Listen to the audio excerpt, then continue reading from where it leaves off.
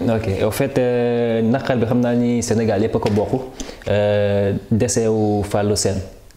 en tant que secrétaire général STSU ban sentiment nga ci am.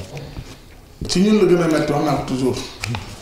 ndax ñun sunu mission mooy dañuy fay pour ñu yor étudiants yi ci gàttal ci wàllu administration ñun ñooy waajuru étudiants yi ñun ñoo leen di dëkkal ñoo leen di faj bu ñu feebaree ñoo leen di ñoo yor seen wàllu dëkkuwaay yépp ñoo ko yor kon ñooy seen waajur ci université bi sa waajur ki nga yilif sa doom nag bu ñu xëyee faat ko mais naqar da nga war a am. naqar bu méttee nag dama jàpp loolu dafa war a jeex Sénégal nag quand même waaw dafa war a jeex Sénégal dem université intervention ray étudiant loolu war na jeex université Sénégal. mais problème bi mooy li ko andi mooy maanaam on a vu que chaque année chaque fois aussi day répété wu mooy retard paiement bourse yi. bii moom ministre de l'économie et des finances la diggante ministre de l'économie et des finances ak banque bi la. boo seetloo chèque yi ni ñu ko génnee télévision. ministère de l'enseignement supérieur ni def nañ ko. et à temps mais nag xaay pour mu génn ministère de l'économie et des finances mooy validé. moom mooy validé. bu validé wul xaay benn ministère doom xaalis. je crois que système bi dañ war a changer. dañu war a alléger système paiement bourse yi. te pourquoi pas ñu seet yeneen banques yu bëree ba pourquoi benn banque. je pense que bourse wax nañ ko jàkkaarloo passé. décision boo xam ne Abdoulaye da ko jëloon étudiant am bourse mënul nekk Sénégal man de gëm naa ni du continuer man gëm naa ni étudiant boo am bac ñu jox la bourse du continuer. non parce que Sénégal attanu ko mais même bu ko attanul te wax ak étudiants yi ñu siyante ko ba di ko def nekkatul demande obligation la dañ ko respecté dañoo war di fay étudiants yi le 5 ñu yor seeni bourse lu waaye waxul loolu da leen ndax yaa leen jox bourse yi ay Sénégalais am nañ ay droit nañ leen fay seeni droit mais nag aussi li am ci dafa bari kii dafa bari trop bari na loolu lu ci am. comme nan. waaw non bari na xam nga gis nga ministre def sa liggéey moo gën nga yaakaar ne ci corruption nga war a dund. woo ma Samba woo ma Demba neexal ko jox ko xaalis pour mu arranger pour mu aider la loolu rek problème bi. nañu bàyyi étudiants yi ñuy nax nañ bàyyi Macky Sall mi ñuy nax dañu leen a xal pour ñu def seen liggéey nañ def seen liggéey suñu continuer def li man naa leen sa dénoncé.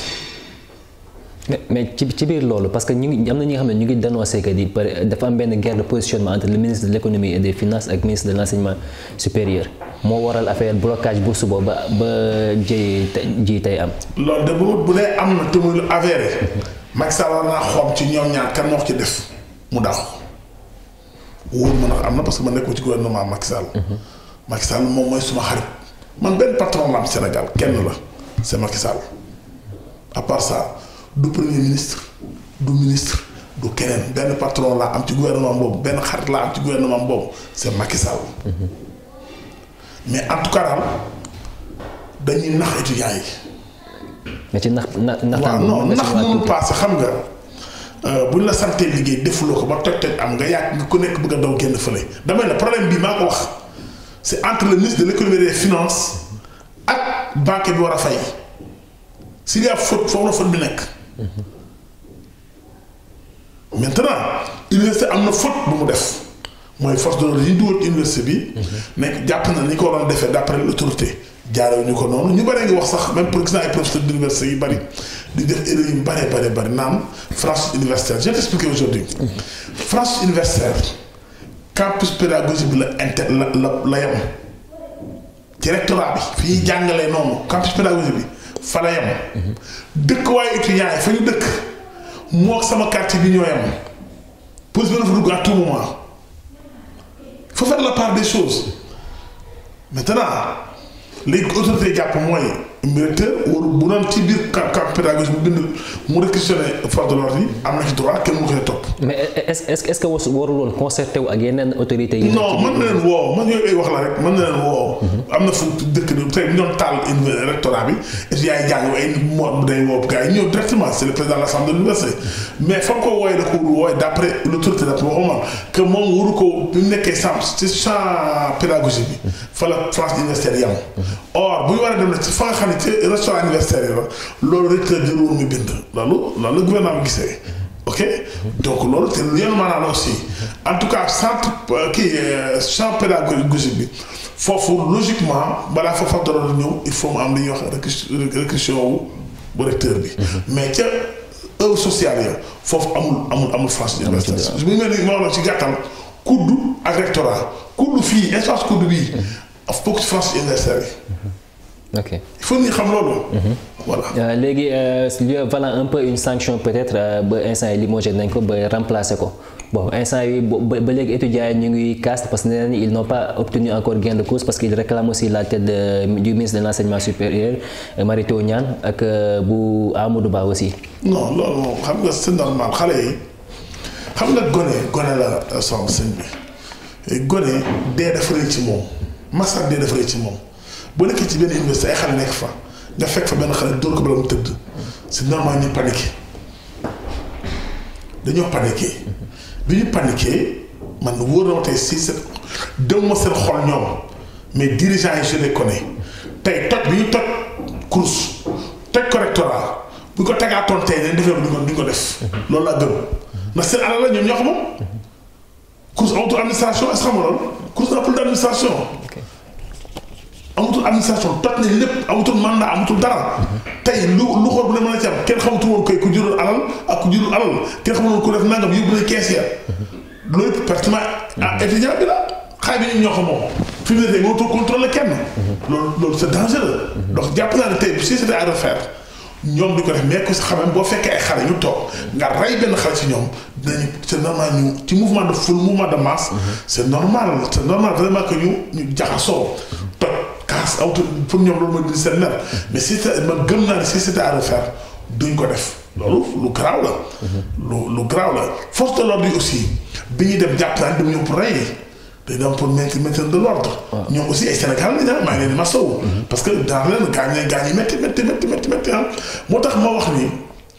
il faut ñu moytu accrochage gendarme force de l'ordre ak étudiants yi civil ak force de l'ordre bu ñu jàkkee daje rek musiba am. ok mais waaw donc li may wax foofu mooy dafa am deal bu am ci bourse yi gis nga deal bi am ci bourse yi tant que président Macky Sall toju ko ñu cité les responsables tëj leen ci kaso bi lii du dañ ci Sénégal. mais dafa mel ni am na loo ci xam ne nangoo ko wax mënoo ñu ko may. non li ma xam bari na xam naa lépp. dama xaw ma diir bi fan la toll diir bi xam naa ne diir am na mais ban si fan la toll ci kii bi xaw ma ko. mais xam naa ne moom wóor na ma diir am na ci bourse yi loolu c'est clair et net. am na diir yu mag yu am ci bourse bi ci bourse yi. enseignement supérieur maa yor syndicat parti yi gën a rëy ci Sénégal. li xew yëpp consulté nañ ma àjjuma bi ñuy consulté bi ñuy recevoir le ministre le recteur Saint-Louis ak le directeur de CROUS. ñu ngi recevoir recteur université Gaston Berger à 11h man non à 10h je crois à 10h 11h oui man à 12h30 13h je ne sais plus bi recevoir le ministre m'a reçu dugg naa bureau ministre bi à 15h recevoir le directeur de CROUS c'est normal mënuma yor un syndicat bu am doole ci enseignement supérieur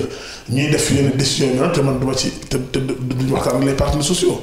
xamoon nañ xam dara mu xam nañ lépp jox nañ suñu point de vue bis boobu waxtaan naa ak le ministre de l'enseignement supérieur waxtaan naa ak le directeur de cabinet du président de la République waxtaan naa sax Ousmane Tanor Dieng xam dox na ci tànk yu bëri maa ngi koy gërëm de passage. dox na ci médiation bu bëri def na ci lu bëri pour jàmm am pour ñu retrouver paix donc waxtaan naa ak autorité de la République bi. waxtaan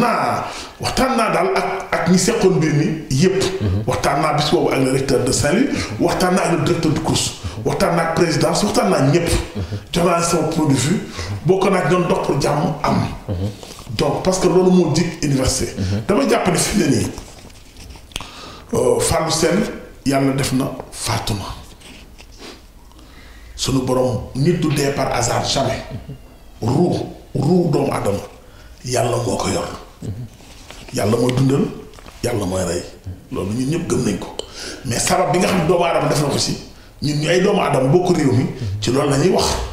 sabab boobu dañu war a fekk mu jeex définitivement je réaffirme que dañoo war a bàyyi rey étudiant point mais aussi damay ñaan étudiants yi ñu changer mode de lutte ñu pacifier seen lutte parce que bu fekkee yow heure boo xeexee yaa gaañu mais war nga xoolaat aussi ban mode de xeex ngay jël syndicat yi sax mënoo chaque jour boo xeexee nga gaañu chaque jour boo xeexee nga gaañu war nga toogaat sa biir nga xalaatal léegi man ban mode la war a jël ba duma gaañu ñi leen di seet aussi di leen gaañ te ñuy seen njaboot war nañu xool ban mode d'intervention la war a jël ba gaañu dootu amati. ok même dafa mel ni instant même beneen mode la ñuy jël sax parce que après instant ils ont décrété une grève illimitée mais entre temps aussi yow en tant que syndicaliste diggante bi jot nga gisee ak syndicat étudiants yi lan moo fa jot a ruusee seen diggante. non gisantewuma ak syndicat étudiants yi. étudiants yi au moins ñu contact directement. parce que man xam nga ni ma dundee man syndicat laa ñëw syndicaliste lañ bu nekkee seen logique de bataille di xeex man am médiateur laa ci mën a nekk mais ñoom tey fii fi toll may liggéey course xaw ban vision la bi nga xam ne ni man du ma santaane loolu xaatuñ ko mais quand même dañu seen logique de bataille dañu di bàyyi dem seen logique de bataille nga jox leen conseil parce que aussi mën naa xeex suba li ko tax mën na ma tax moo naati grève ñu ñëw def intervention rey benn travers bu baax day damay nekk devant la scène donc loolu syndicat bu nekk mën naa dal na suñu syndicat au coude rey nañ un travers au coude yàgg rek boo xañee xale ngeen mais syndicat rey nañ ci travers coude donc loolu lu mën a am ci lutte syndicale la mais dañ koy ñaan mu bañ di bari gouvernement bi laa waxtaanal jox leen sama point de vue ci fi war a jaar et puis yaa ngi dégg naa ñu ni grève illimitée loolu bu amee arrangé wu leen ñoom munoo perdre sa camarade ba pare perdre sa camarade tu perds sa camarade perdre sa carrière kon nga perdre ñaar yoon loolu mu sens je pense que li ñu war a def du grève illimitée nangam dañu war a toog président Macky Sall lay ñaan mu woo étudiants yi autour de dégg naa aussi ku proposé pour que Macky Sall dem ci biir campus universitaire man mi faral Macky Sall d'accord ma ci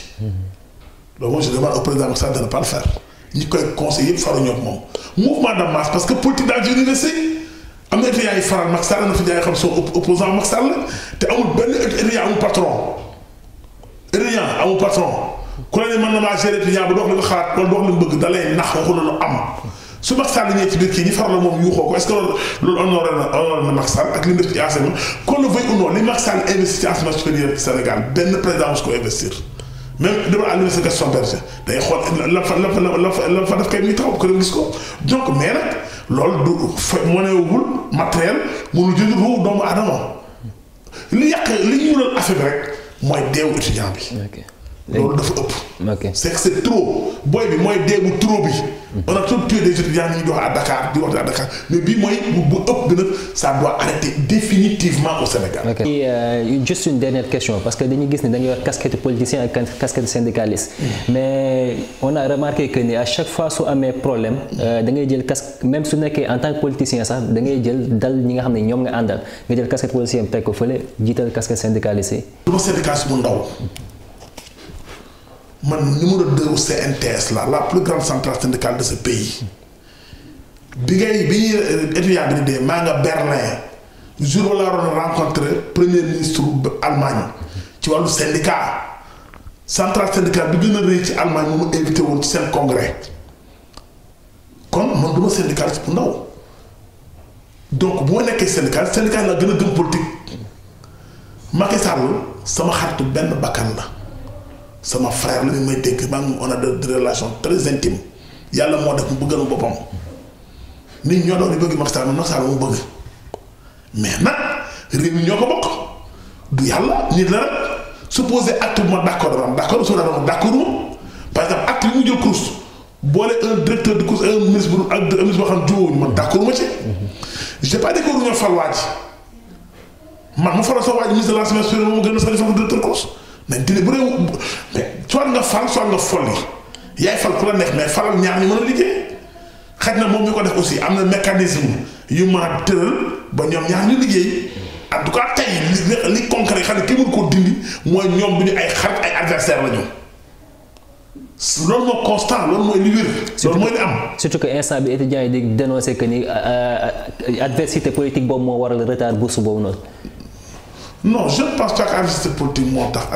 laxisme la ak ay diggante bourse rek loolu bokkul lii base la lii Saint-Louis le Saint-Louis ne représente pas même 1% de l'électorat sénégalais. C'est une petite ville de du mooy réew mi. mais dama ne kii mooy ministre bi ki mooy directeur bi ñoom ñaari adversaire lañ. damay jàpp ne Macky Sall mi leen fal xam ne am na mécanisme yu mën a tëral ba ñoom ñaar ku nekk respecté sa wàll li la war nga liggéey normalement su amee ñun loolu la ñuy ñaan c'est tant mieux su amul ñun en tant que syndicat ñu bañ. loolu du problème loolu vraiment temps yi di ñëw dinañu édifier si ça va très bien nous allons applaudir ah. Ça va très bien si ça va pas ñu di non en tout cas li am solo te am solo mooy. Macky Sall war na xoolaat tuuti entourage la war a xool aussi ni muy déglu parce que xam nga affaire étudiants yi li ci am daa bari man am naa ñaari question xam ne amaguma réponse bi def naa 25 ans université musuma gis kër étudiant am gendarmerie ñëw buntu bàngoo taxaw fa gendarmerie yi naan taxaw ci porte Sànnaar bi stoppé leen mais bu taxay buntu bàngoo exposé nañ ñi doon université dafa am ay cité imagine toi étudiants yi mer ñu bàyyi cité université yi bàyyi merci wu étudiants yi ñu def taxay buntu bàngoo loolu sax si lu luus la pour man xaw ma lu ko waral xaw ma lan la xaw ma ko en tout cas bari na lu ci xew loo xam ne mënu ma ko wax vraiment mënu ma ko wax parce que syndicat lan la mënu ko wax mais en tout cas Macky Sall war na xoolaat bu baax a baax a baax a baax a baax ci di ko wër ci ay renseignement